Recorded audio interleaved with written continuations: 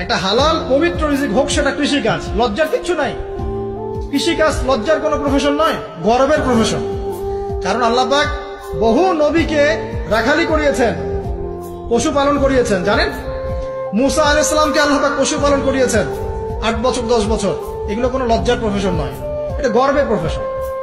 আপনি হালাল রিজিক, অর্থনীতি হোক, আপনার কৃষিভিত্তিক হোক, বা ব্যবসা করেন হালাল কোনো, বা গভর্নমেন্ট জব, বড় বড় গভর্নমেন্ট জবের জন্য ট্রাই করেন, সেটাও ভালো। যদি না পান, বেসরকারি জব পান, আলহামদুলিল্লাহ। খেয়াল রাখবেন, জব করতে গিয়ে, ব্যবসা করতে গিয়ে এবং রিজিকের সন্ধান করতে গিয়ে আপনার নামাজ যেন ছুটে না যায়, আপনার রিজিকে হারাম যেন ঢুকে না যায়, আপনাকে যেন সুদ খেতে না হয়, আপনাকে যেন ফ্রি মিক্সিং এ যেতে না হয়। এগুলো খেয়াল রাখেন। খেয়াল রেখে একটা হালাল রিজিকের সোর্স আগে বের করেন। প্রয়োজন উদ্যোক্তা হন, নতুন কিছু উদ্যোগ গ্রহণ করেন, উদ্যোক্তা হয়ে নিজে কিছু প্রতিষ্ঠা করে দেখান, এমন কিছু করেন। এরপরে আপনি বিয়ের ফিকিরটা করেন। রিজিকের ব্যবস্থাটাকে করে নেন, তারপরে ওদিকে যান। আপনার আপন ভাই হিসেবে আমি কথাগুলো বলছি, মনে করেন।